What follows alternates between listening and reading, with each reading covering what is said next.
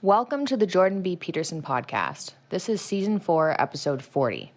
In this episode, my dad is joined by 4 highly experienced Bitcoiner content creators who've been invested in the world of Bitcoin for many years.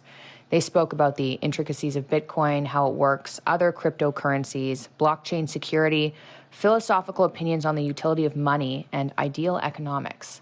The opinions expressed in this podcast are for general informational purposes only, so don't listen to this and then spend all the money you can't afford to lose on Bitcoin. Thank you. This episode is brought to you by Helix Sleep. I took the Helix quiz at helixsleep.com/Jordan, and I was matched with the Helix Midnight. So long days usually leave me feeling quite restless. My brain's going in hyperspeed mode most of the time. So when my brain tries to slow down at night, the fact I have a mattress I'm comfortable with makes such a difference. I'm so picky about mattresses. If you're looking for a mattress, you take the quiz, you order the mattress that you're matched to, and it comes right to your door, shipped for free. They have a 10-year warranty, and you get to try it out for 100 nights risk-free. They'll even pick it up for you if you don't love it. Not sure it gets any better than that for a mattress company. For those of you that haven't tried Helix Sleep's mattress yet, they have soft, medium, and firm mattresses. Mattress is great for cooling you down if you overheat during the night, and even a Helix Plus mattress for plus-sized sleepers. No matter your needs, assuming they can be fixed by a new mattress, Helix has got you. Helix Sleep has a quiz that matches your body type and sleep preferences, so you can easily find the perfect mattress for you. You can also have an option where they make half the mattress a different way. So if you don't like your significant other, you can make it really hard. Or if you like them, you can make it soft. But if you guys like the mattress differently, at least they split the sides in half. So that's pretty cool. Go to helixsleep.com/Jordan. Take their 2-minute sleep quiz, and they'll match you to a customized mattress that will give you the best sleep of your life. This is a pretty good deal. They're offering $200 off all mattress orders and 2 free pillows for our listeners at helixsleep.com/Jordan. That's helixsleep.com/Jordan for up to $200 off and 2 free pillows. If you enjoy this episode, be sure to subscribe.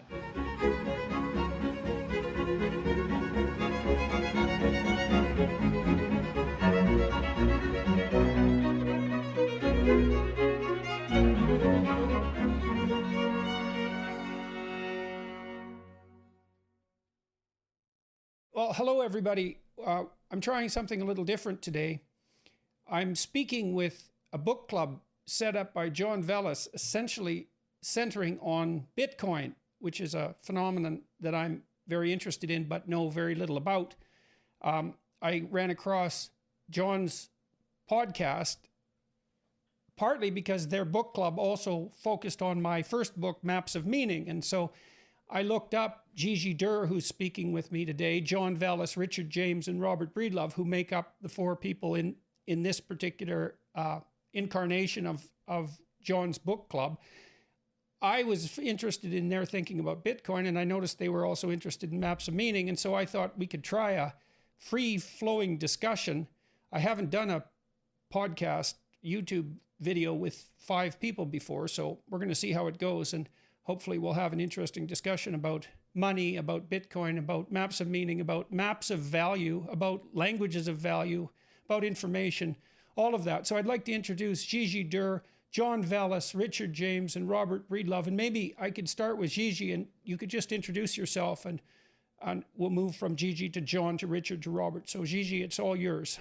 Yes, I'll do my best. First of all, thanks for having us. It's a great pleasure. I think we're all great fans of yours. I think that's obvious. And yeah, about me, I think most people know me in the Bitcoin world because I wrote a little book called 21 Lessons. It's basically a short summary of what I've learned from falling down the Bitcoin rabbit hole. And other than that, I've been involved in the Bitcoin space for a couple of years. And I've learned a lot. I've read a lot about it. And so I try to pay that forward and share it with the community. And I think that's what brought me here. Thanks, John. Yeah, my name is John Vallis, and as you said, Jordan, I host the Bitcoin Rapid Fire podcast. And first, I'll echo what Gigi said. It's a pleasure to be here. Big fan of your work. Have listened to many hours of your stuff, and of course, read your books. I've been focusing in the podcast over the last year on exploring Bitcoin and what it is and what it means, and speaking with all the different people that are involved in it. But as we told you a bit earlier, I've been placing the phenomenon that's been most interesting to me has been the transformations that seem to be occurring in individuals as a result of understanding and engaging with Bitcoin.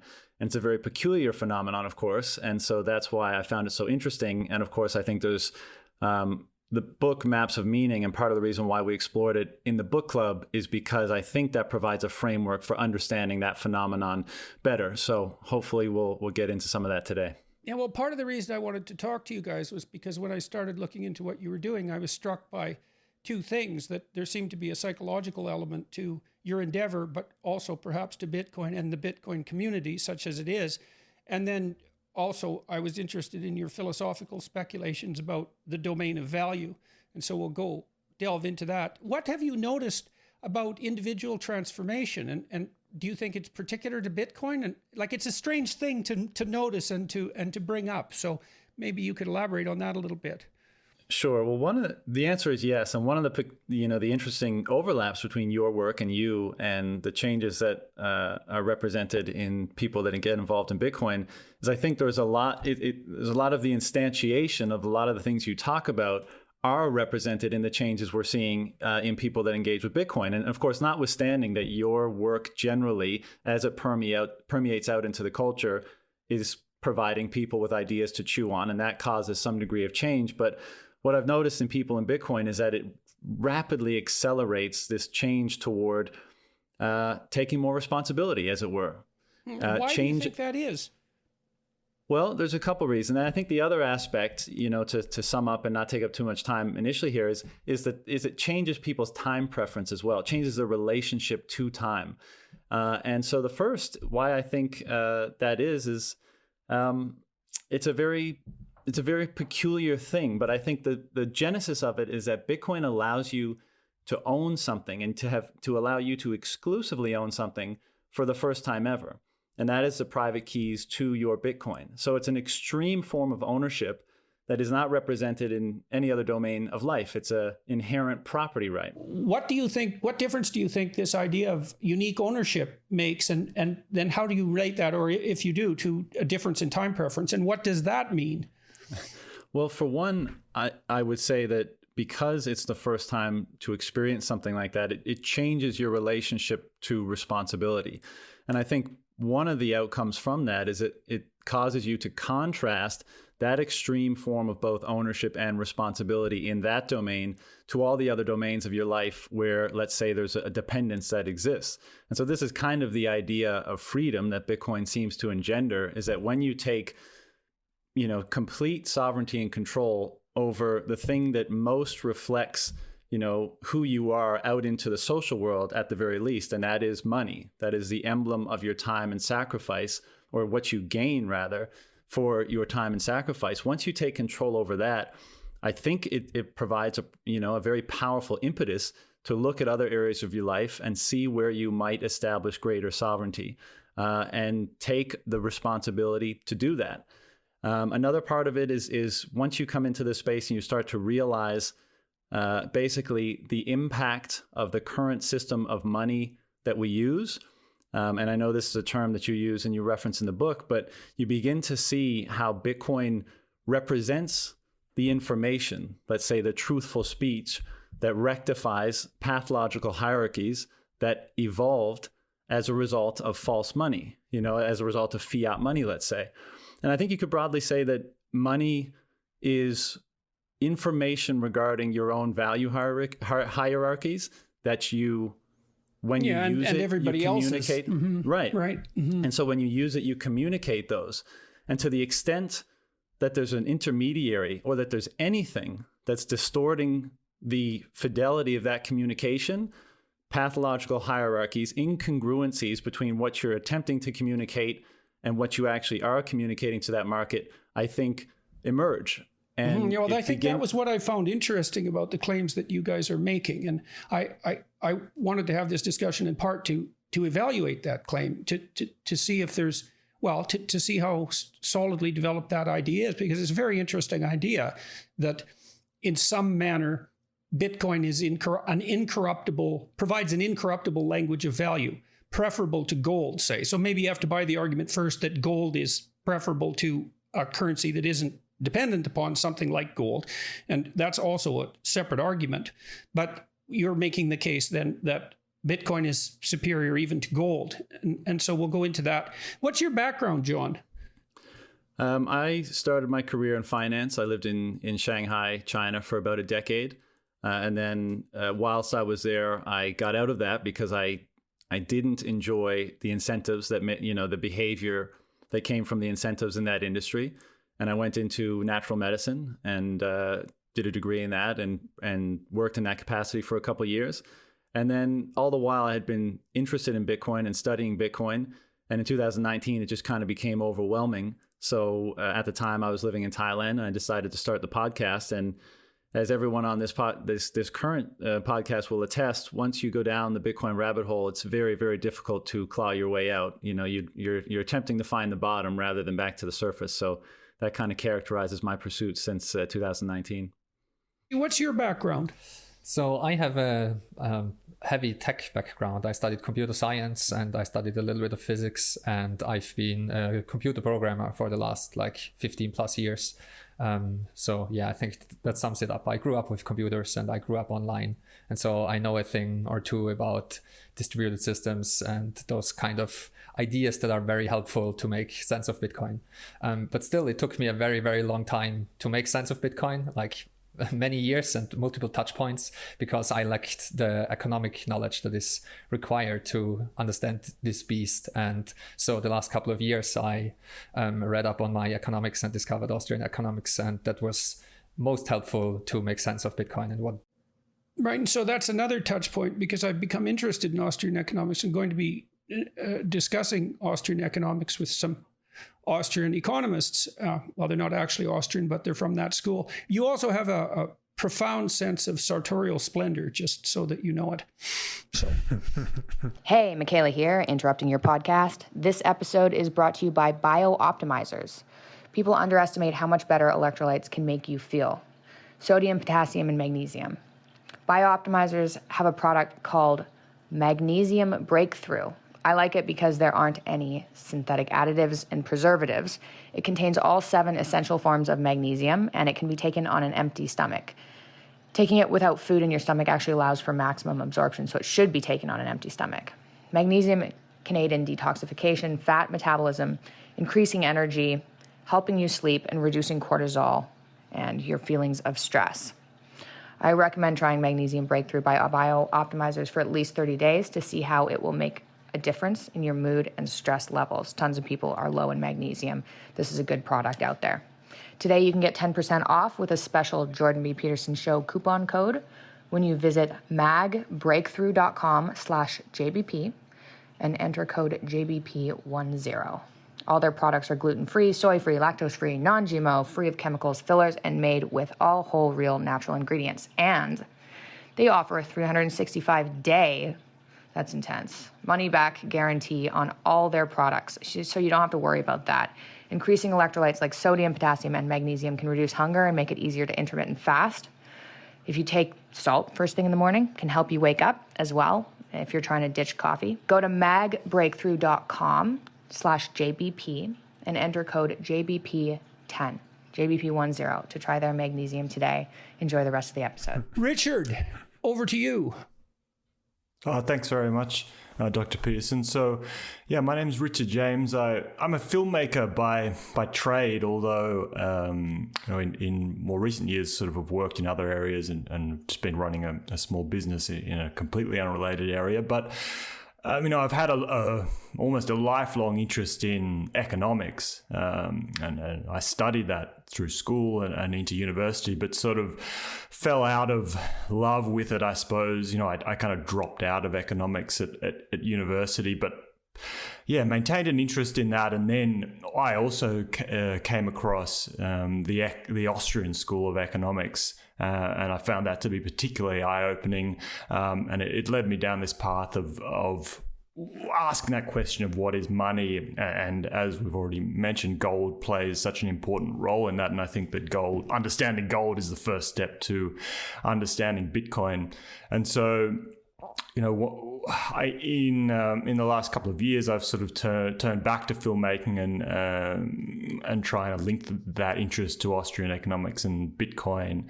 And last year, I sort of set myself a goal for a project to make a film related to Bitcoin, and it had two particular parameters. One was that I wasn't allowed to spend $1, and it had to cost $0, and the other thing was I wasn't allowed to leave my desk. So I sort of basically put this thing together using content that had already been created by people, working in Bitcoin and talking about Bitcoin. And the film's called Hard Money. It's available free online. So that's sort of been my contribution, I suppose. But I'm more interested in the philosophy of money, the history of money, and in particular the phenomenon of inflation, and the way that links to things like time preferences, as we've already talked about. And also, I suppose, political philosophy and libertarianism, and these ideas that there's a certain way of thinking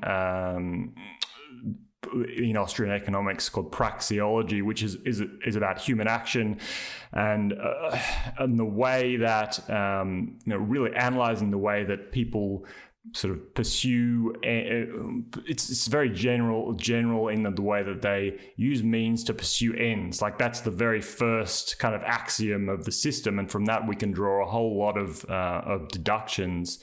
And it's interesting the way that leads you down being able to create an ethical framework as well. And that's where I guess your own work came into it, where, I found myself interested in this libertarian system of ethics or morals, and, Maps of Meaning, I think is essentially a book about morality as well, in that it's a book about how to act. So I found some very interesting parallels there. And what was it about? How would you define the Austrian School of Economics, and why was it of particular interest to you? Well, the Austrian school is, I would say, it's a way of thinking that is about logical deduction rather than empiricism. I think the problem with economics in its current form, modern economics, Keynesian economics, because it's largely influenced by the work of John Maynard Keynes. I think it has a problem where it has this desire to imitate a physical science. It wants to analyze data, get complex in a mathematical sense. But there's a fundamental problem there in that when you're trying to analyze something in economics, we can't set up an experiment and, run a test on a parallel universe. We're dealing with real world, you can't isolate the independent variables, basically. So it makes that kind of analysis fraught with a lot of danger, whereas the behavioral economists are trying to deal with that to some degree, right? By running actual economic experiments. They're more like psychologists. They are psychologists fundamentally. And the Austrian school takes a very different approach, which is to say, we'll take a certain set of fundamental axioms, and then we'll build our philosophy based on logical deduction. So it's sort of all done from the armchair, basically, rather than trying to validate anything via real world data. I guess the relationship between action and economics and value, I suppose, is that people choose to act in relationship to those things that they value, and that the manner in which they act is actually an indication of what they value. And so money becomes an index of people's value preferences, and value preferences associated with their preferences for action. I mean, that shapes even such things as perception, right? Because perception, we think about that as something that's automatic, essentially, because the world just appears to us in some sense. But you move your eyes constantly and you orient your head so that you can hear one thing rather than another, and you pay preferential attention to one thing rather than another. And you do all of that as a consequence of comparative value. And I was reading a book on Austrian economics last night, and they were talking about trying to define economics. And it struck me that the most suitable definition was something like the science of comparative value. It looks like that's what economists concentrate on. And then money becomes an index of comparative value. And then that leads, well, I'm going to talk to Robert next. I'll get him to introduce himself. But I know Robert has written a fair bit philosophically on the implications of money in general as a signal of value, and of Bitcoin in particular. So, Robert. Hey, Jordan. My name is Robert Breedlove. It's a great honor to speak with you today. I'll just say that your work has had a profound impact on my life that I'd probably struggle to put into words, so I'll just leave it at thank you. I'm a lifelong student of philosophy and economics, although more recently, thanks to Bitcoin, I actually was introduced to Austrian economics. So I've been going down that rabbit hole for the past 4 years. My background before that is I have a master's degree in accounting and finance. I was a CPA for a number of years. So I did tax strategies for high net worth individuals, investment partnerships. From there, I moved on to be pretty much a career CFO focused in technology. And then most recently, I was operating a hedge fund before. Last year, 2020 was transformative for a lot of us. And this quote from H.G. Wells really struck me and resonated. He said that civilization is a race between education and catastrophe. And my realization is that the world is so poorly informed about the socioeconomic significance and even philosophic significance of Bitcoin that it was incumbent upon me to take what I think I see as the solution to many problems in the world and just pour all my energy into education. And to that end, I started the What is Money show. I called it this because I do believe that question, what is money? This is the gateway to this rabbit hole that we've all fallen down. It is the key to unlocking a lot of the untruths in the world. And I think it's also the key to perceiving the corruption that's embedded in our current socioeconomic system, at the core of which is central banking, which I'm sure we'll get into a lot today. I would just, to echo a couple of the things that were mentioned earlier, that question, what is money, has a lot of answers. One of which, as I think you've related in the past, is that money is essentially a contract with the future. And today, fiat currency, it's a violated social contract. So we have a money by which an institution effectively robs our future. They're compelling the demand for this money and they're violating its supply to enrich themselves and dispossessing everyone else, mostly people economically vulnerable. And to the point about morality, it's like if we don't have a secure social contract in the most important market in the world, which is money, then we can't possibly have a foundation for a sound social morality. So it causes people to be more short-term thinking when your money doesn't hold value over time. You can't plan. You can't create trusting long-term relationships. And then the last piece to that is, with central banking violating the supply of money, they are twisting our perceptions. We perceive the world economically through prices. And when that perceptual mechanism is twisted, it breaks down your valuations, your goal orientations. Your trust. Really just trust. Yeah. It really corrodes socioeconomic fabric, social morality, and even individually, to John's point. I think it really breaks us down. And I've experienced that personally in my life. I've kind of flown high and mighty on the fiat currency standard, and I've experienced a certain set of character traits develop in myself, and I've experienced an antithetical set of traits develop in myself as a result of studying and interacting deeply with Bitcoin. So can you elaborate on that a little bit? You're making a moral contrast that's personal. There's a story there. I'm kind of curious about it. So yeah, I made a lot of money quickly at a young age, and I would say that I walked a bit of a darker path where I just thought that I had made it. I had arrived. I would just kind of party and cut up and travel. I had lost that deeper sense of meaning or sense of purpose that you speak so eloquently to. And, you don't know it when you're up against it. I still thought that I was doing good things and was more or less a good person, but I was just going further and further off course, becoming more and more short-term oriented, more and more pursuing immediate biological gratification, whether it's, drinking or whatever. And Bitcoin and this rabbit hole just gave me the larger lens, which we talk about time preference.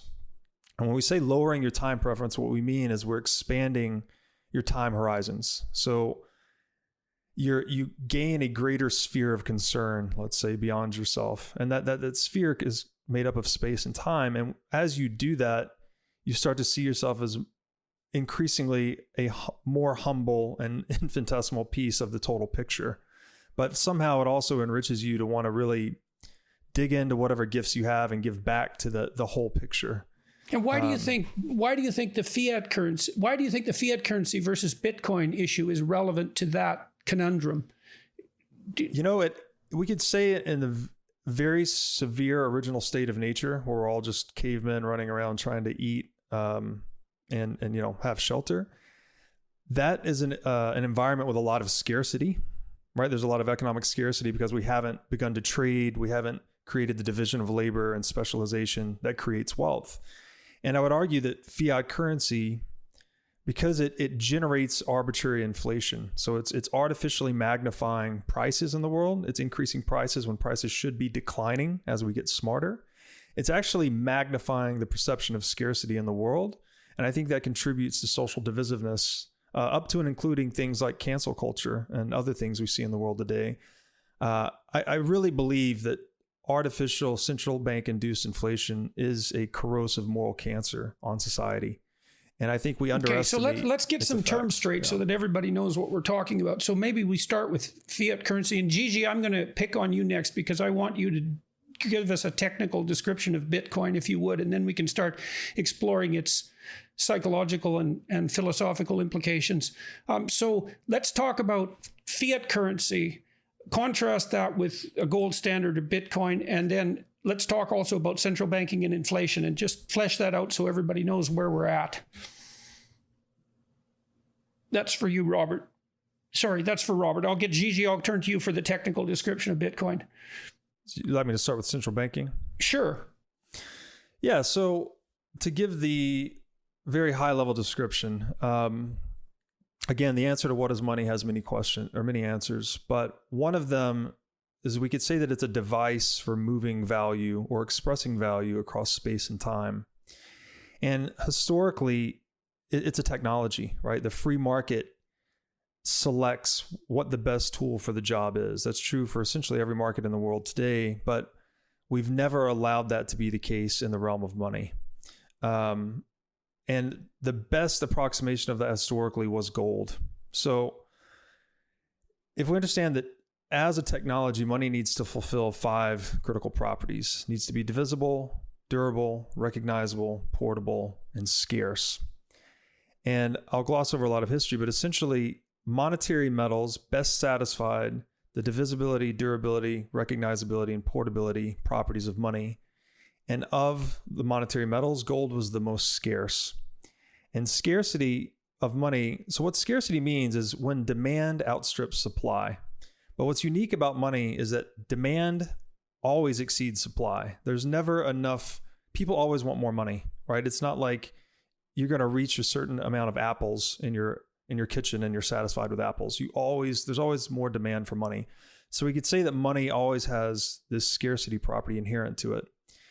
But the market gravitates towards the good that best satisfies those first 4 properties, and then fifthly, has the most inflexible supply. So another way to say this is the most inflation-resistant monetary technology tends to be favored by market actors because, as it turns out, surprisingly enough, or not surprisingly, people don't like to get stolen from via inflation. You want to hold the money that holds its rarity and scarcity across time such that no one can dilute you. And That's so why do you regard was. inflation as theft? So inflation, it's just very simple supply and demand economics. If price or purchasing power in the case of money is where supply meets demand, if someone can arbitrarily increase the supply, they can steal purchasing power from the others using that as a store of value.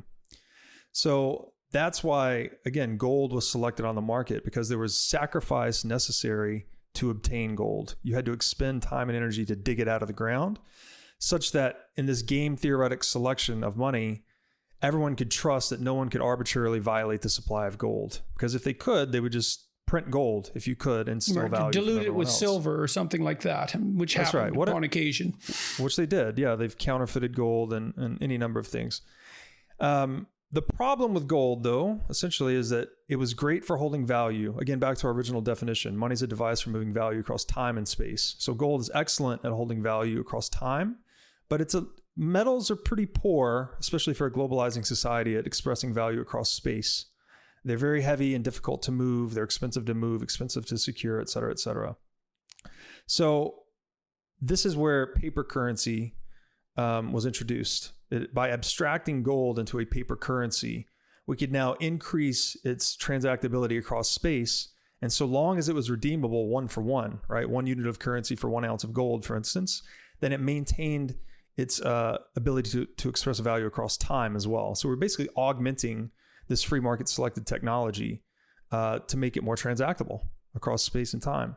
The problem with that, of course, is that it introduced the need. First of all, it made money debt. So now all of a sudden we don't have money. We have a paper certificate that's redeemable for money, which is gold. So this paper certificate becomes a debt instrument. And the problem is you now needed to trust the custodian, the bank, whoever's holding that gold. You have to trust that they will not produce paper currency in excess of their gold reserves. Otherwise, they are then the one artificially inflating the currency and able to steal from everyone else.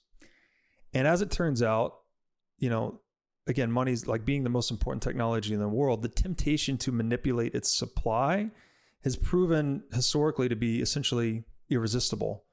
And banks, which tend to become central banks or nationalized banking operations over time, have always violated that trust function placed within them. Can you give us some recent examples of that?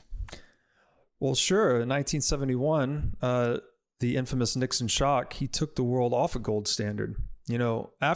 Subsequent to World War II, we held the Bretton Woods Conference, where it was determined unilaterally by the United States that the dollar would be pegged to gold. Every other currency in the world would be pegged to the dollar. So this gave the United States the infamous exorbitant privilege to just basically be able to print whatever amount of money they want, send the world these paper certificates called dollars, and then receive goods and services in exchange. But other countries agreed to this, 1, because the US was the dominant military power at the time, and 2, because dollars were redeemable for gold.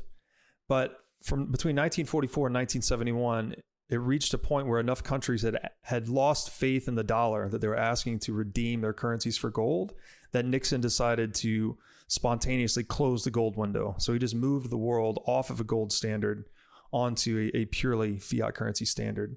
And then since that point, actually since 1971 through today, it's been about a 50-year experiment, we have had disastrous socioeconomic consequences across a whole gamut of data. There's a great website to this effect I would just encourage listeners to check out called WTFhappenedin1971.com. And we've had obesity, suicide, addiction, clearly global debt to GDP has exploded. It just points towards the devastating force that is arbitrary inflation. So yeah, I hope that answers it. Yes, go ahead. Can I just jump in for a sec? Before we move on, we're talking a lot about value. And I think, Jordan, you mentioned something earlier that I just wanted to pull the string on a tiny little bit and you talk about this in your work, but in order for value to emerge, right, we need to define limitations. So things are defined by their limitations. And as a result of that, we're able to separate them, right? So things emerge out of the void. Their limitations allow us to separate them. Then the problem is, how do we order them, right? And then so that is how these value hierarchies emerge. And the internal measuring stick we use to order things is our own limitations of time and energy. So for a very basic example, if I'm going to look at the lamp, then I'm excluding everything else that I could look at. I'm devoting my time and energy resources to look at that lamp at the exclusion of everything else. The opportunity cost is infinite to anywhere you place your limited resources. And so the journey or the evolution of money, of finding a money, has been to try to find something that mimics our limitations, that mimics the sacrifices that we make when we bestow value on something. So value. Why would you say mimics? Well, because we want something to reflect the same limitation. When we're bestowing value on something through our sacrifices, that's basically what value is. I'm sacrificing my time and energy and perception to focus on one particular thing. If I want to express that out into the external world, the ideal way of doing that is to find something that is similarly limited as my own resources. So that's interesting. So money, I mean, it's obvious in one sense that money is a reflection of human value, but I hadn't exactly thought about it as a form of mimicry. So what we want is an arbitrary external agent that's mobile across people that signifies what people value, of course. So that signifies the value structure. Why sacrifice? Well, that's how we create wealth in the world. We sacrifice our time and energy to create things. So money, that's just another definition.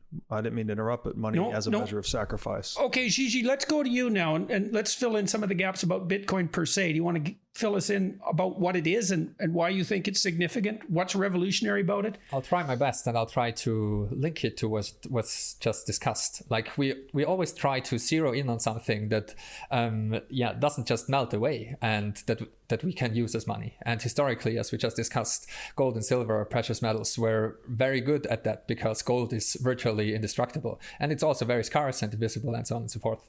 The problem is, and that's what computer scientists try to solve for, I guess, 50 years plus, is if you want to do that in the informational realm, have something that represents value, it's basically impossible because you can copy information indefinitely. And that's what's described by the double spend problem. Like if you can read information, you can also copy it. So you cannot have a token in the digital realm that can't be copied. If you can read it, you can also write it down again. And that's a basic copying mechanism. And that's how computers work. Computers are just basic copying machines. So digital scarcity is kind of an oxymoron and was never possible before Bitcoin.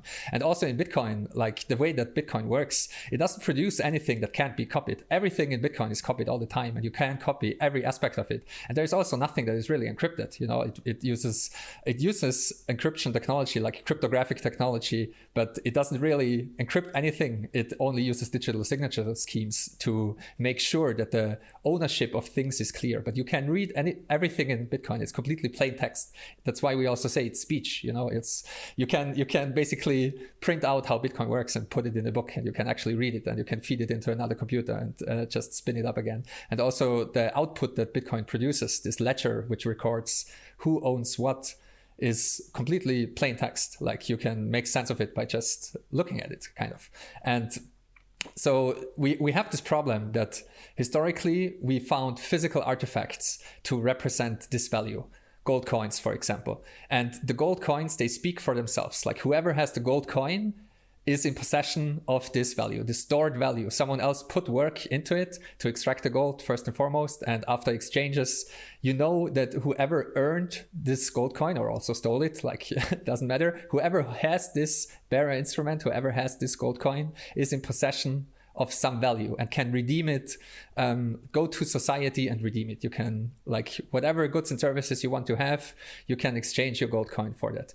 And in the digital realm, doing that without any trusted third party before Bitcoin was impossible because of this double spend problem, because of the nature of information that you can't have any token that can't be copied. So what Bitcoin actually does is it is this play, kind of. It is this intricate dance of computers all around the world that spin up a system that checks and verifies copies of this ledger, and it makes invalid copies useless. So you can copy it and you can kind of transform the copies as well. But everyone who participates voluntarily in this game agrees to certain rules, and the rules say that we only accept valid copies according to the rules that we signed up to. And this is what makes all this possible. And what comes out of it is simply a list. It's an unbreakable contract of trust.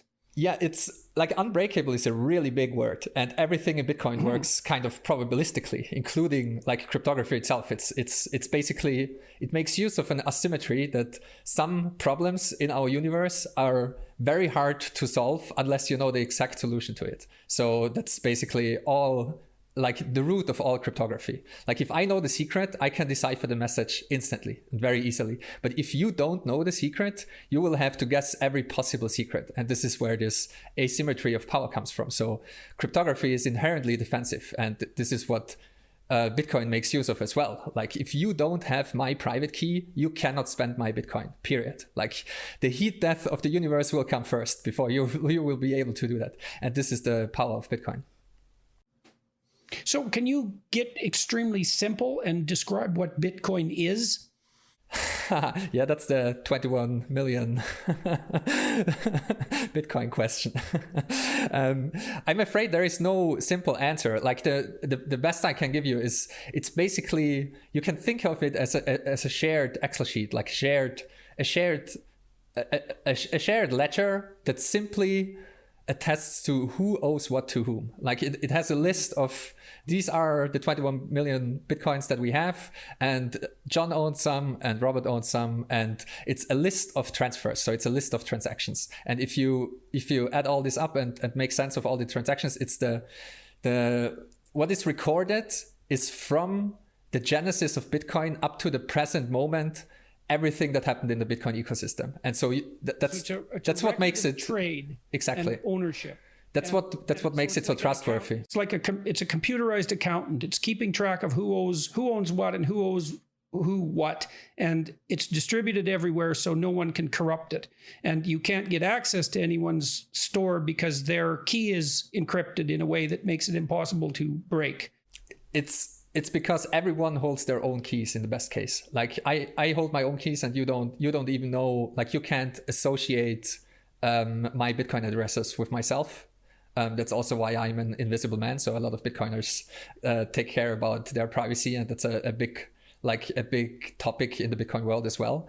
And so there is simply no attack vector. You cannot invade all the homes of all the Bitcoiners across the world and steal their private keys. And that's what you would have to do to break the whole system. So the security is distributed in the sense that the security is at the edges, and the system itself is insanely resilient. And what enables this trust is exactly as you have said. It's transparent and it's radically distributed. Everyone has a copy. So I can check it for myself from the very first block, like the genesis of Bitcoin, up to the present moment. I can verify everything myself. Right. So it's completely transparent. It's completely distributed. There's no centralized authority. It can't be cracked. It can't be stolen. It doesn't inflate. It can't be inflated. It isn't subject to, at least so far, to any form of overt administrative control. So let me ask all of you guys a question. Maybe John and Richard can chime in this because they haven't spoken too much yet. So one of the questions might arise, especially in relationship to Robert's comments, is that we switched to a fiat currency back in 1971. And obviously you guys are no fans of fiat currencies, but we do have money and it does work. It still stores value. We can still spend it. And so I would say, please tell me why I'm wrong, or if I'm wrong, or if you agree. The American dollar has been the currency of record essentially since 1971, perhaps since before that, despite the fact that we've switched to a fiat exchange system. And my sense is the reason that people use the American dollar is because the judgment of the world is that, by and large, the social structure of the United States, social and economic structure of the United States, is such that it's more reliable than any alternative. And so people trust individual Americans in some sense. They trust the trusted interrelationship they have with each other. They trust the emergent social institutions. And as a consequence of that, they're willing to put the same kind of faith into the dollar that you guys put into Bitcoin. And so that's working. And so what's the problem exactly? And is there something wrong with my reasoning? Maybe Richard, you could comment on that. And if not, someone else jump in.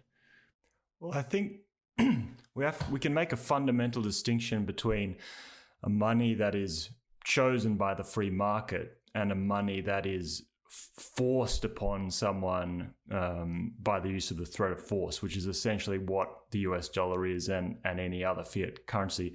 Your point is well taken, which is that the US dollar works as money, but I guess the question is in relation to what or compared to what, and I think that because we sort of can't imagine this this universe that doesn't exist where the free market was simply allowed to do what it would do.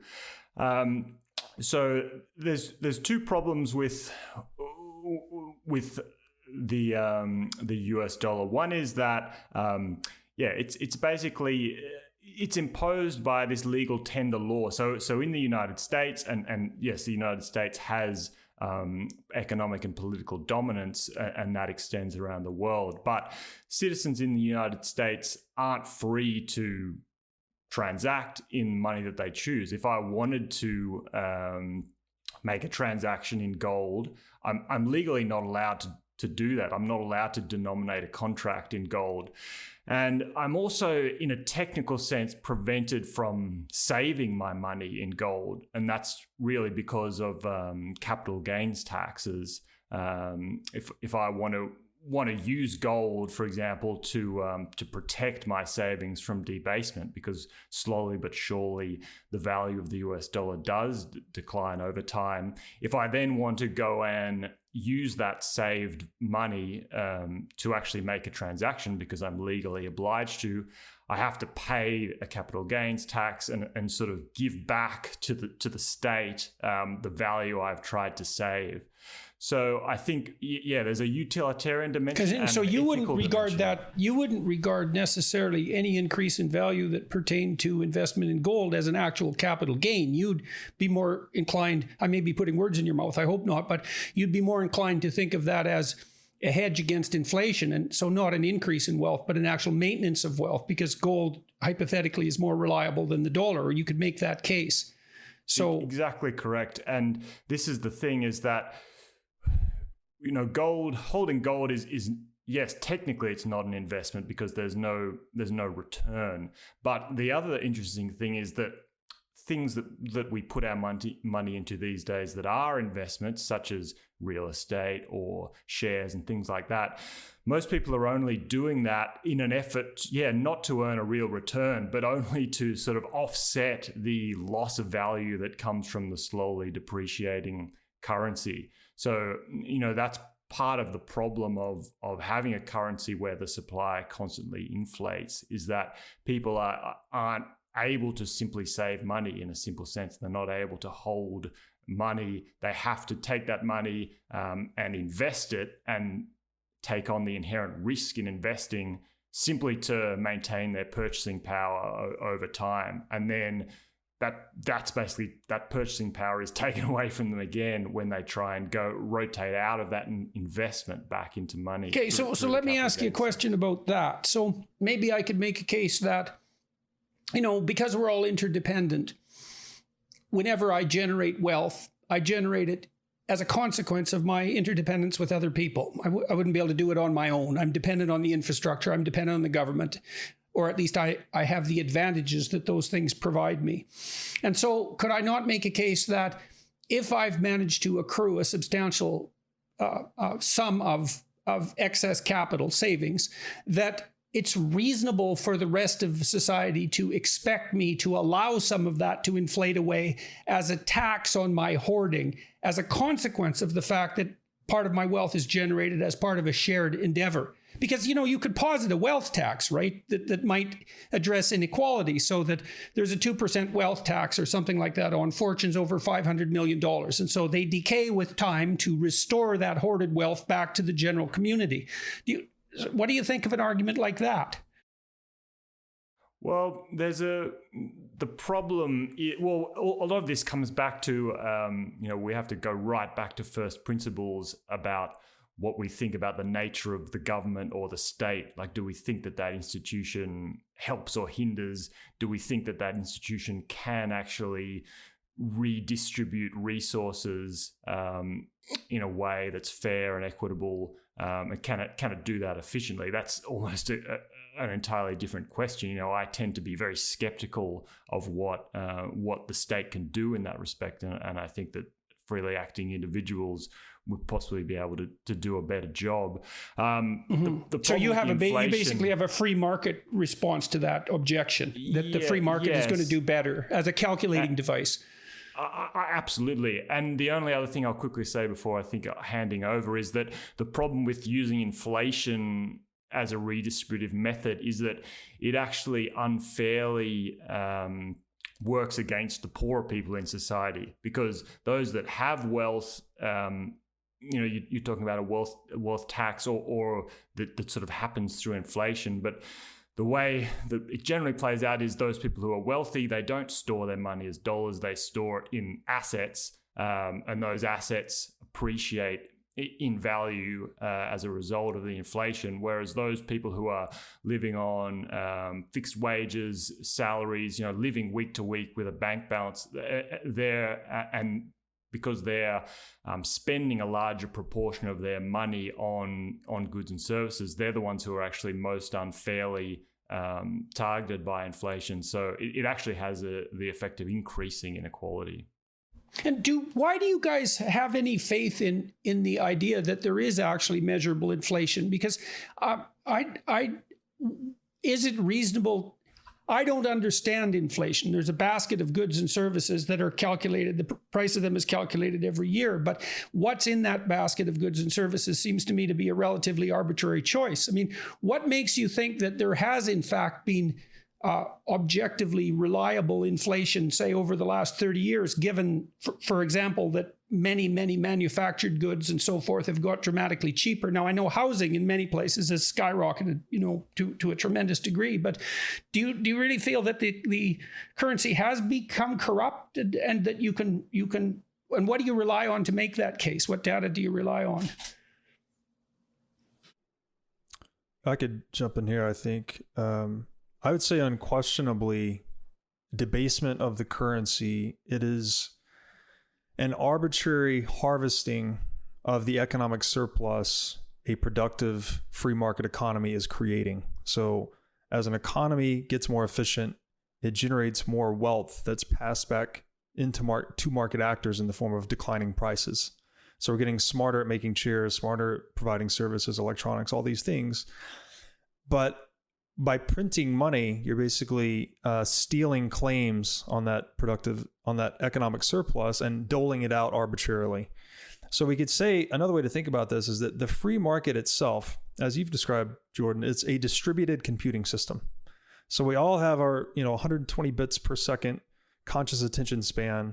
You multiply that out by 8 billion market participants. That is the cognitive power of the free market. Right. I want to emphasize that because it's such an important point, and it could easily be skipped over, because there are people who admire the ideas of central planning, and you think, well, maybe there's 40 people doing your central planning, and so maybe they're the smartest people in the world and they're doing your central planning, but they have to calculate on the fly a virtually infinite amount of information if they don't have free market prices at their disposal. They have to calculate what metal is worth, what nails are worth, what labor is worth, what rubber is worth, what cleanup is worth, what nursing is worth, et cetera, et cetera. And they have to do all those comparisons, and they have to do those computations. And there's actually no way even technically of doing that. And the alternative is to distribute that calculation across a virtually infinite number of actors, or actors in the billions at least, and let every single person act as a computational device and sum all that. And that's what the free market does. It's not even in principle replaceable by a logical cognitive mechanism. I can't see how it is. That's exactly right. It's not even possible that a centralized bureaucracy, a centralized computing model, can compete with a distributed computing model of the free market. We could actually, in fact, say that the free market is a pure economic democracy. People are voting by buying and selling, and whatever price is generated on any given asset, that's effectively the truth of what it trades at. Any intervention on that, any intervention, any regulation, any pricing czar, as they had in the USSR, you move along that spectrum towards an economic tyranny, where we have now the arbitrary wishes of a few overriding what the free market democracy is selecting. And to tie this back to the problems with the dollar is, the dollar was gold by the way. Fiat currency never emerges on the free market. That distributed computing model never selects a fiat currency by itself. It's only when natural law is violated, when they step across the line of life, liberty, and property and say, I'm going to impose this technology on you or else. That's the only time fiat currency has ever emerged. And in fact, the dollar itself was just kind of a bait and switch. It was something redeemable for free market money, gold, that was then replaced with this compelled money. And again, if money is speech, we could say then that fiat currency is effectively compelled speech. It's the same thing. They're forcing a language of value. They're forcing its use on you. And if you boil it down to brass tacks, the US dollar today and all fiat currencies, they're pyramid schemes. So pyramid scheme is a system of network marketing, basically, that's useful for enriching those in higher tiers at the expense of those in lower tiers. And you're constantly recruiting more lower tiers to enrich the top. And that's so let me draw an objection to that just briefly. So I'm going to accept the pyramid scheme hypothesis, but I'm going to say that it's a pyramid scheme that sacrifices the future to the present. But that doesn't matter because the future is going to be so much more productive than the present that we can afford that leverage. It would be, this is the kernel of economics, right? Is that I can delay consumption or gratification today, invest for the future, and then enjoy more in the future. Fiat currency and central planning more generally reverses that. It actually it induces you to consume and take on debt today and disregard the future. This is the raising of the time preference that we spoke to earlier. So its arbitrary nature, again, it's as Mises would describe, all centrally planned action it runs countervailing to what the free market would choose on its own. So no matter what you do, the government cannot make a good decision if they're coercing people to do it, because they're withdrawing productive factors from the economy to fund that decision. If they want to go to war, for instance, the market may have not selected to go to war, but a government has decided that no, we're going to pull these productive factors from the economy and push us into warfare. So it's contradictory to the essence of democracy itself. Right, so you guys really see that Bitcoin you really do see it as a distributed form of government as well, in some sense. It's disruptive to centralized government, yes. Yeah, and I think one of the elements of inflation, and again, this is the string back to what we were talking about earlier, and I do think it is a fundamental point to make, but if money is how we express our sacrifices and therefore our values into the matrix of value hierarchies that exist in the market, then inflation is doing so without the commensurate sacrifices that everyone else needs to make into it to allow them to communicate that to the market. And so this is where the idea of pathological hierarchies is applicable, is because a naturally emerging market where the fidelity between one's actions, one's choices, one's valuations, and the signal that they send out into the market is pristine, and I would make the case that's what Bitcoin represents. Whenever that is diluted in whatever capacity, to a small degree or to a larger degree, that's what creates incongruencies between the matrix of value hierarchies that are out in the market. If they are pristine, if we are all able to communicate with perfection our value hierarchies to the market, we will see, in my opinion, emergent order. I don't see how it could be any other way. Where that gets thrown off is when that signal that we're sending carries alternative information, not information that we, through our divine process of mediating chaos in order to bestow value on things and then express that through our actions, not that process, but through some other process of someone who controls the mechanism by which we communicate that.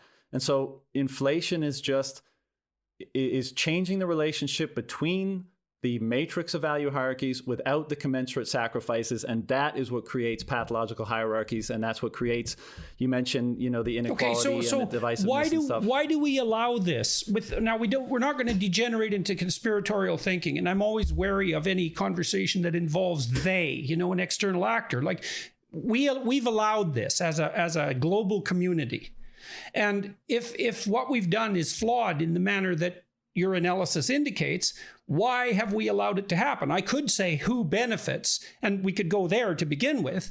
But again, as I said, I'm very leery of conspiratorial thinking. I tend to think of large-scale social problems as everybody's problem, But so what do you think about that? Why have we allowed this to happen? And let's say who benefits and why, and who suffers. I'm with you, and 99% of the time I attribute the things that we see in the world that we might term evil or bad to incompetence and not outright evil, not malevolence. Yeah. I think there's many factors here, but one is it happens in slow motion, and so people end up not being able to see it. For example, like you would say today, hey, I got my iPhone, I got Netflix, we're talking on Zoom, things are good and right in the world, and I know oftentimes you discuss not to discredit, not to go out and try to change the world, not to be too critical of the state of the world, because the order that we experience is almost miraculous. But I would say that there's an element of that may cause you not to see how things have become disordered. I mean, it's difficult to see that. And so when we talk about the disruptive effect of inflation that I just alluded to, a lot of people have a difficult time seeing that. We can objectively isolate problems that are going on in the world, inequality and social problems and, all the craziness that we see in the world, and we attribute that to fill in the blank cause. Whereas I think what we attribute most of that to is the disordering that results from this fractured congruence of value hierarchies that are being communicated in a market. That's where I think most of that comes from. But it takes time to play so out. It's a form of faulty information. Right. And we are leveraging right now, or we are still benefiting from the order, the structure that was imposed as a result of, let's say, being on a gold standard and the political and social dynamic that fosters. In many cases, we've been living off the stability that fosters for the last several decades. I think you could make a case that despite technological advancement that might cause us to think, hey, things aren't so bad, or may cause to distract us. I think you can make the case that the equity that we've been living off of that stability is coming to an end. And I think we're seeing that in many different cases. But, I think that's why it happens in slow motion, and people are not educated enough or necessarily paying attention enough to notice the relationship between all the different things that are going on. Okay, so let me ask you guys a question about what happened in 2008. And so, and I may be completely wrong about this, but my understanding was that the 2008 crisis was fundamentally produced by a technological revolution. And the technological revolution was something like the realization that you could take investments of a certain risk level, mortgages, let's say, substandard mortgages, and by bundling them together in huge tranches and huge groups, you could quantify the risk. And as a consequence of quantifying the risk, you could make the group of investments more valuable than they would be as the sum of the individual investments, which I thought was a brilliant innovation. And so now the companies, banks, traded these huge tranches of subprime mortgages because they could quantify the risk. And that means that could be accounted for financially. And so the risk was ameliorated. And the flaw was, well, no one realized that doing so en masse would increase the probability that housing prices would become correlated across time, across huge geographical regions, for example, across the entire United States. And so the housing market could collapse all at once. But you could make the case that was actually a flaw in the free market computing prowess, because a technological innovation came along, warped the entire system, and then what had to happen was the political system had to rescue it. And so I watched that and I thought, well, was the political system embedded in the economic system, which is, I think, the argument you guys are fundamentally making, or is the economic system embedded in the political system? And what's wrong with my analysis of what happened in 2008? Wasn't it the case that the market was rescued by the political actors? Is that incorrect? The arson is putting out the fire. Sorry, go ahead, Rob. Yeah. No, I could start and you guys feel free to jump in. So I would first encourage you to look into what's called the Eurodollar system, which is essentially we control the pyramid scheme in the US, the domestic dollar supply, but there's this offshore derivative system where everyone's trying to peg the dollars that the central bank doesn't control. That's actually been considered to be at the root of the 2008 crisis. And then this was kind of a cover story. But if we just get back to error, so we could say risk is error, right? So there was this embedded risk that we thought we had calculated and contained. But what was actually happening is because we have centrally planned money, it's pushing hidden risk into the economy, right? Because the free market distributed intelligence being defined as error correction, it's mitigated by the central planning of money. So these hidden risks accumulate, and that's why we've had increased volatility since 1971. We have these huge economic booms. We print a bunch of money. Inflation runs hot, but so do assets. Everyone thinks they're doing really well. And then we have these catastrophic retracements back to economic reality. And actually, that's because incremental reaction to risk is not being implemented. That's what you'd expect, right? We're diverging perceptions from reality, effectively. So even the correction in March 2020, that was the sharpest liquidity collapse in the history of markets. It was faster than 1929. So we would expect as more fiat currency, which is artificial liquidity, is pumped into the system, it's further distorting this economic perceptual faculty and creates even more volatile boom and bust. This is the Austrian business cycle theory in a nutshell. And the only way to resolve this is to let the free market clear errors. That's what it does. That's what consciousness does too, by the way. So you can think of the free market as our interconnected consciousnesses mediated by the price signal. When you disturb the price signal, our consciousnesses become divided and we have increased errors and blow-ups. Well, that's why I suggest to people that they don't engage in deception, because they distort the value signals and they warp their own consciousness. It's a very dangerous thing to do. That's right. Because you only use deception That's exactly what money does. That's exactly what fiat money does. Fiat currency is a living lie. That's it in a nutshell. And maybe to bring this home, the question you asked could also be rephrased to pick a more like an example that people might be familiar with. You could also ask, like, was the drug addict or was the person suffering from alcoholism saved by the alcohol because he suffered withdrawal? And that's like a very similar question. And then you could argue, yes, we gave him the substance and he survived, so it was a good thing, and he made it through. But what would actually be necessary is kind of, that's not the cure. You would need to quit cold turkey. And that's what Bitcoiners are arguing, or just in general, people advocating for sound money are arguing, that we need to get off the fiat standard that can be arbitrarily manipulated and manipulates the price signals, manipulates the whole economy. Okay, so that's a fundamental tenet of Austrian economics, is essentially that central planning in relationship to the monetary supply that isn't informed by incremental free market decisions produces error that accumulates and produces cyclical booms and busts. That's very interesting, because there is a psychological analog to that. That psychological analog to that is failure to react to error when they're committed incrementally, to store the errors up, which compound across time, and to collapse. And the oldest myths, some of which I talk about in Maps of Meaning, talk about, for example, the reemergence of Tiamat in the Mesopotamian myth, which is the consequence of corruption accumulates and produces catastrophe. It's the flood myth idea, essentially. So the business cycle theory in Austrian economics is a recast of the flood myth and the Tower of Babel. Is that right? Because those are the two parallels, the two mythological parallels.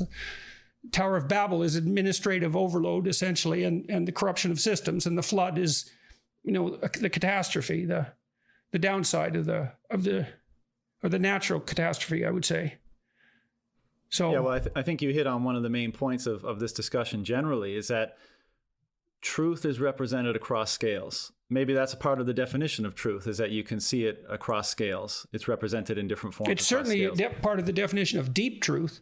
Right. And so yes, definitely. When we look at Maps of Meaning, I think this is part of the reason why we're so interested in talking about it, is because we take those truths that are seemingly entirely unrelated to markets and money. It's all about mediating the forces of nature, the structure of reality, in conjunction with the social relationships that constitute life, and trying to figure out what behavior is the most optimal balance between the two. And I think we could carry that over to money and markets. And well, it's funny because, maps of meaning could have been called maps of value. And obviously money is a map of value, but I hadn't drawn the analogy between a map of value and money. Although in retrospect, that seems like an obvious thing to do, which is why I got interested in your idea about incorruptible money. Yeah. And so you think of incorruptible money as computationally advantageous, essentially. That's the basis of the idea. Yeah. And I think, again, to pursue this, I think Bitcoin is the regenerative hero in different form. It takes the forces of nature. It digs into chaos, into pure entropy, into pure energy, and let's say mathematics, and spits out the greatest form of order that we as human beings use in the social realm, which is money. And it does so in the archetypal way, in the maximal possible way of doing so. And it does so in an incorruptible manner. And so if you take if you take those things, you could easily, that could easily have been talking about the regenerative hero as described in Maps of Meaning. And I think it's represented in Bitcoin. It's instantiated in Bitcoin. And that's why it's having such a revelatory effect on it. Provides a really weird bridge between the objective world and the world of value too, doesn't it? Because all the computation occurs in that's objectively real. And that objectively real incorruptible computation produces an unerring signal of value, or that's the theory at least. Okay, so let's talk practically for a bit. So and then we'll return to the central discussion. I mean, Elon Musk has recently objected to Bitcoin on the basis of, and maybe is this a flaw?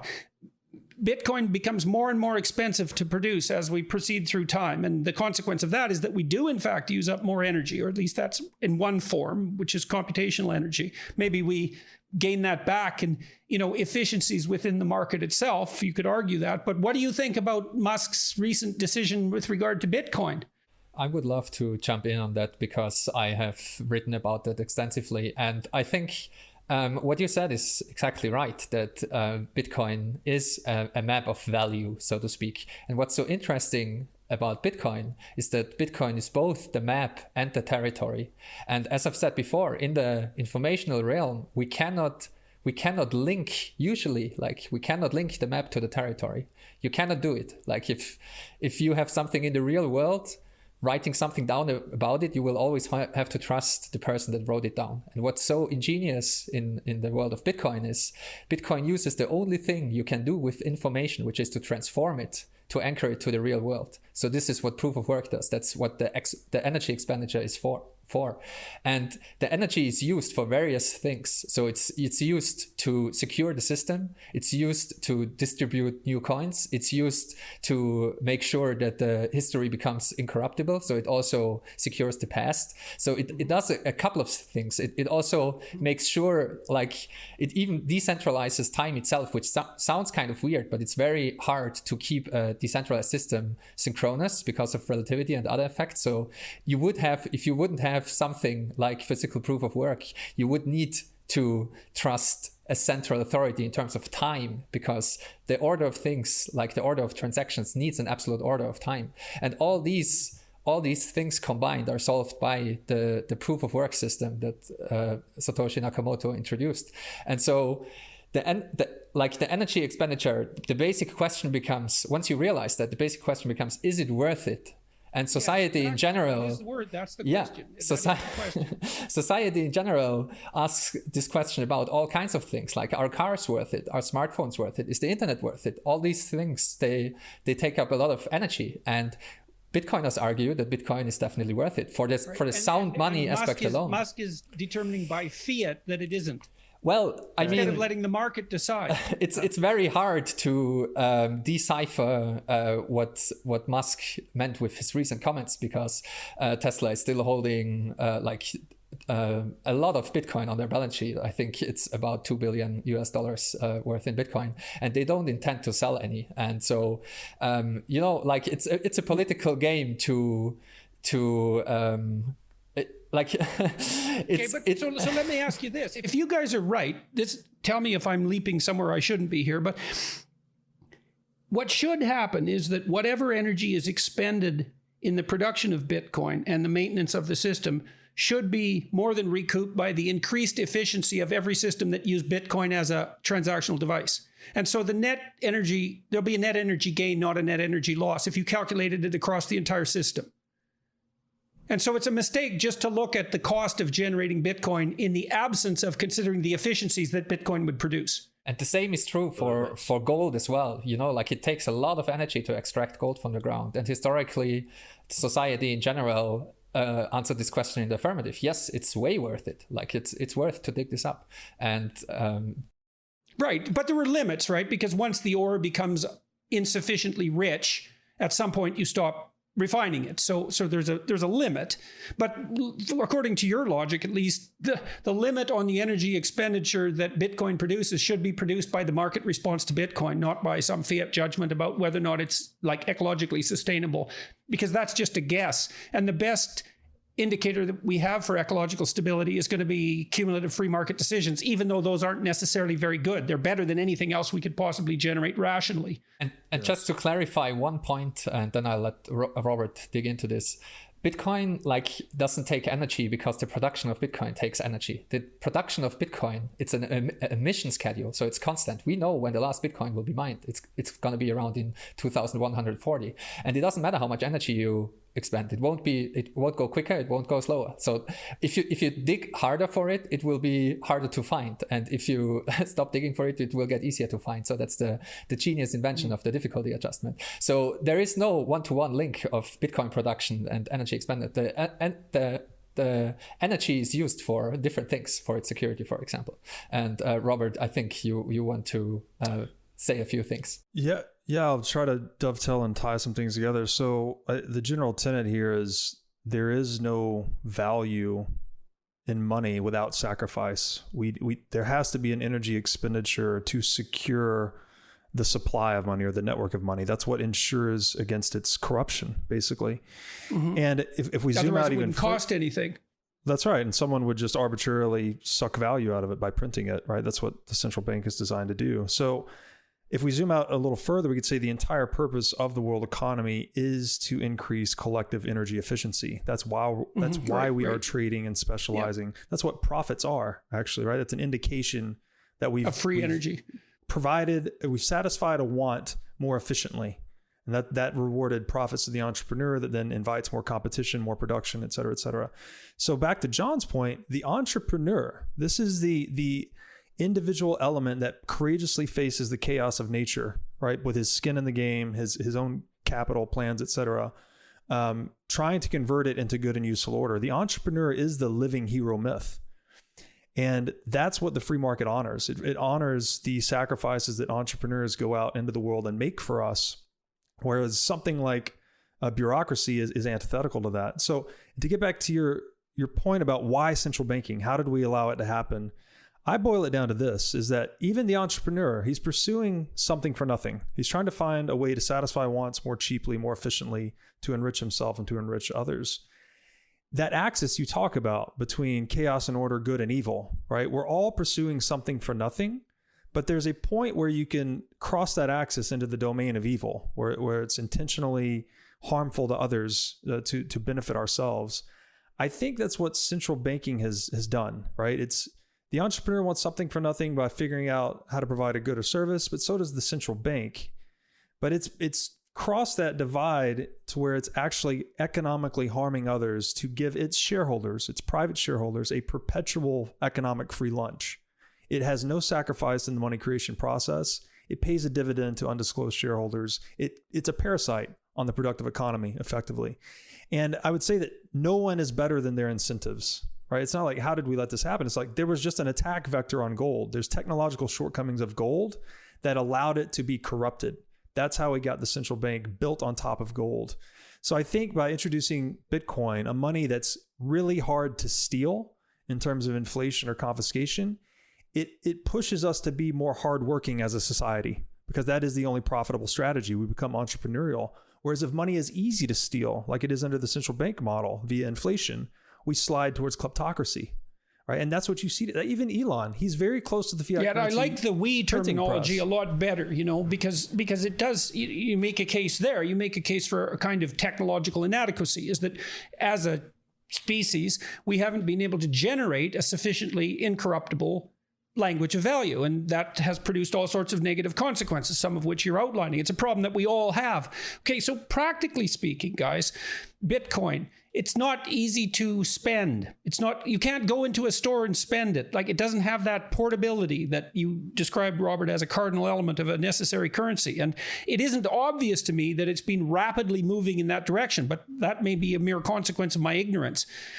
Or my time scale. Maybe it'll happen in 10 years, and that's virtually instant from a historical perspective. I mean, do you think Bitcoin can leap the gap between its, what would you say, somewhat store idiosyncratic exchange? Yes, that's right, exactly. Can I just hop in real quick on the last point before we answer this, and then we'll get to it? But Jordan, you mentioned is this energy expenditure and the environmental issues around Bitcoin, is it worthwhile, right? And as you said, the market is the best thing to determine whether something is worthwhile or not.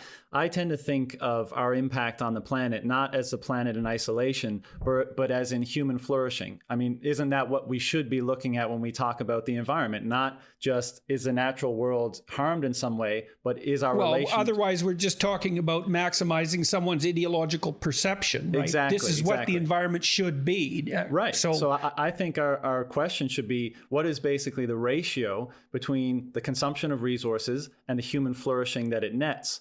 And I think that money, because it's the thing that allows you to determine the relative worthwhileness of everything else, it means that there is nothing more important than that object. So whatever the free market selects as the money, the resources used to instantiate that, to perpetuate it, are definitionally worthwhile because it permits the relative valuation of everything else downstream of it. I just wanted to get that piece out. Yeah, a fair point.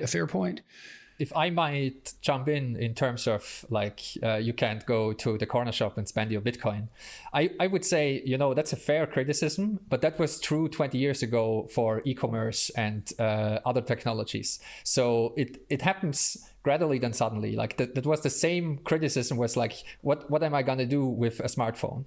What am I going to do with the internet? Electricity. It doesn't work yet, Yeah, and electricity, a lot of Bitcoiners or some Bitcoiners like to use this metaphor because Bitcoin is also a network and electricity is also a network. So you have network effects that they take a while to grow. But Bitcoin is very usable already, and there are a lot of people already living on a Bitcoin standard. So they are earning Bitcoin, they are spending Bitcoin, they're using Bitcoin day to day.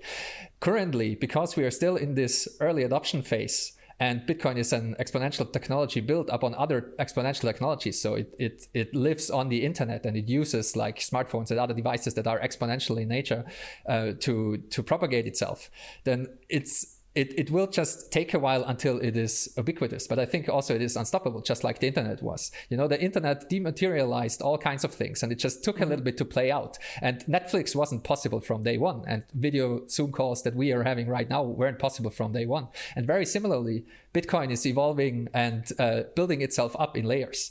And currently, its main use is as a censorship resistant money. If you are not allowed to have a bank account for whatever reason, Bitcoin serves you very well.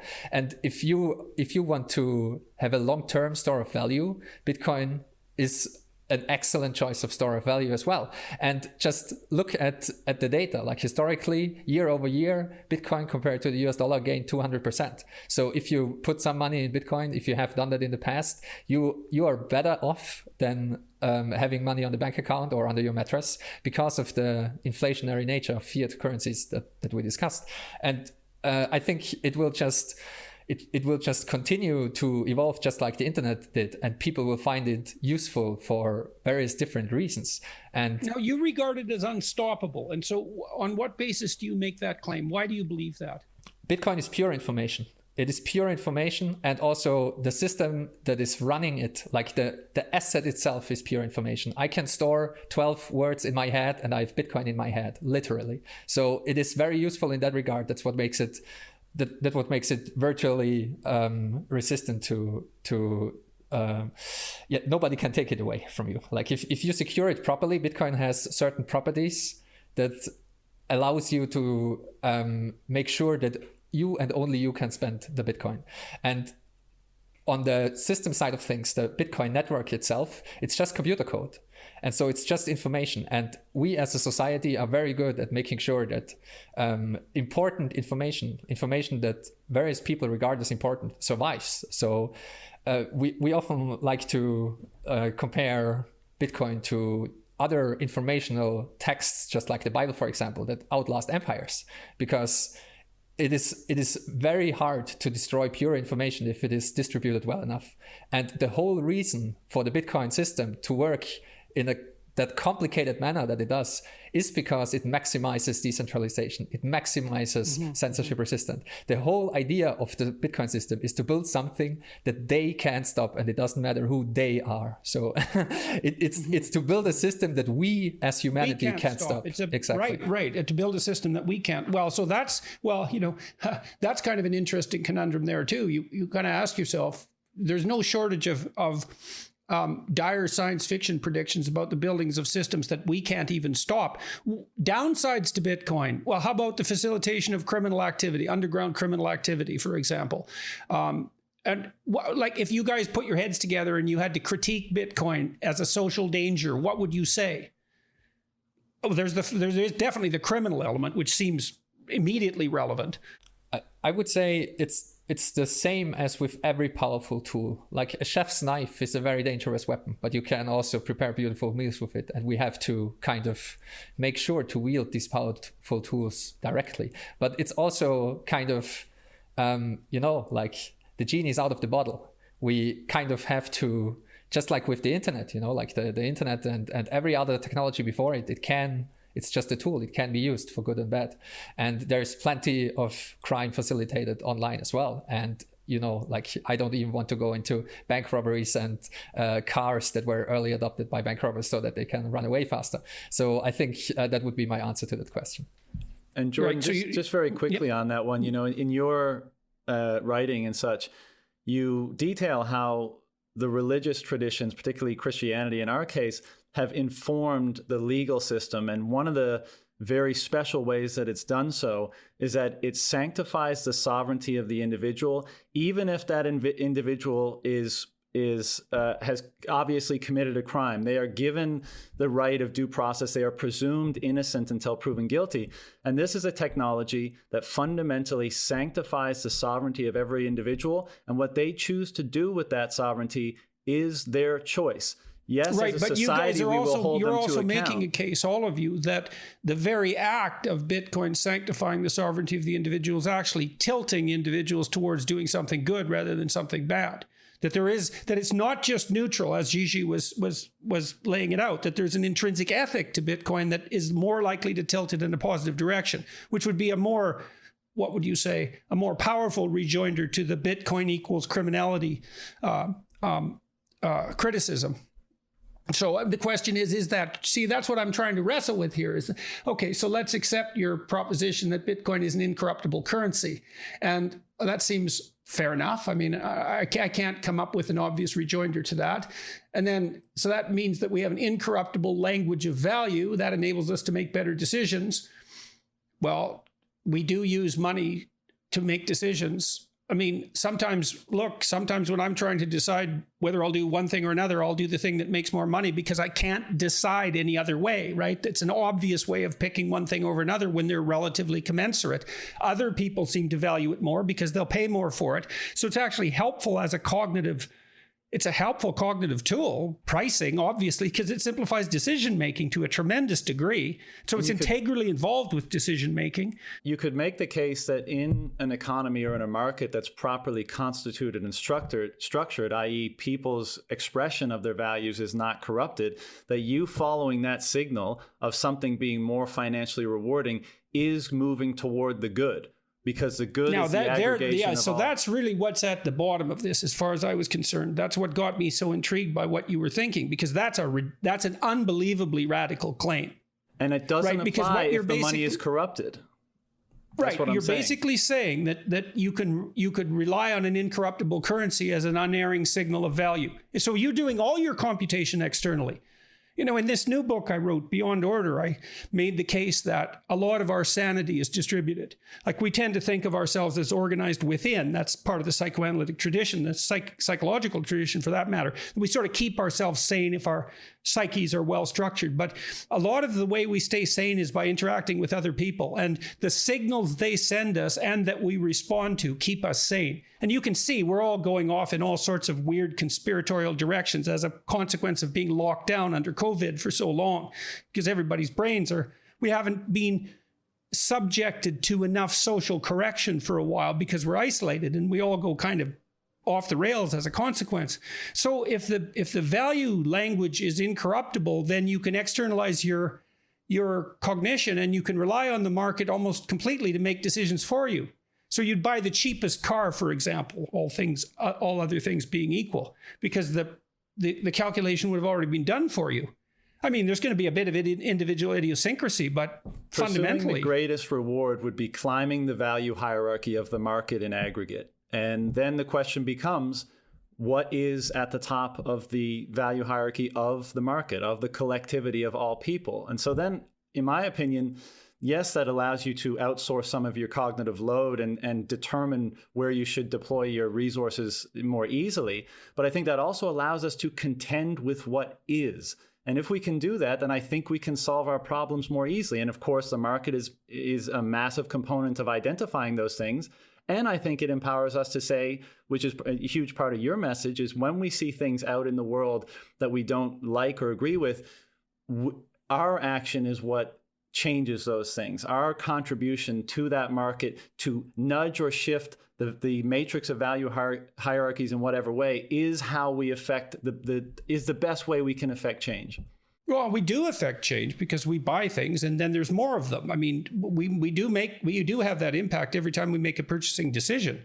So that. And part of this, I would just add that, so sovereignty itself, it's the generative source of sovereignty. It is the logos, right? So as you've described in your work, we first had thought, I guess you could say, then we had action, then we developed speech to describe our actions. And that became embedded in something like the Bible. We describe our moral development across time. And then money, we'd say money is the tech layer on top of that. It is the natural extension of speech and action that allows us to, as a mode of self-sovereign expression. So when and that's rooted in the logos defined as the word or ratio in Greek. Prices are exchange ratios denominated in money for, again, outsourcing this cognitive load to the market. It's the same thing as words. That's a computation of value, yeah. Prices in words, like you could say prices are speech, right? Or money is speech expressed through prices. And when we violate that, when we have an institution, which also we create institutions to do the same thing. We want an institution so we don't have to think about the important civilizational operation. We can just rely on the institutional practice so we don't need to think about it. When we corrupt, that institution tries to corrupt words or prices, as communism did in the 20th century or central banking does to prices today, it destroys the generative principle of order in the world, which is individual sovereignty. So that's what Bitcoin is. It's just a tool that maximizes the freedom and the sovereignty of the individual, empowering them to be entrepreneurial, and then usher in a more wealthy and abundant world as a result. And maybe Go ahead. If I tag on to that, I think you in your work, you came to the conclusion that free speech is paramount, but it's also dangerous, but it is good. And we would be saying that Bitcoin is free speech money, and along the same lines, it is very powerful and it can be dangerous, but it is also good. So that the net benefit outweighs everything else. All right, that is a great place to end, guys. That's a nice natural place to end. Gigi, John, Richard, Robert, thank you very much. I can't believe that our time is over. That flew by madly, and that's exactly what I was hoping it would do. So it was a pleasure talking to you guys. We'll do this again, hey? And I really appreciate you taking the time to speak with me, and I hope everybody who's listening or watching found this engaging and useful. And I'll keep reading what you're doing and watching what you're doing, and we'll see how all this transpires.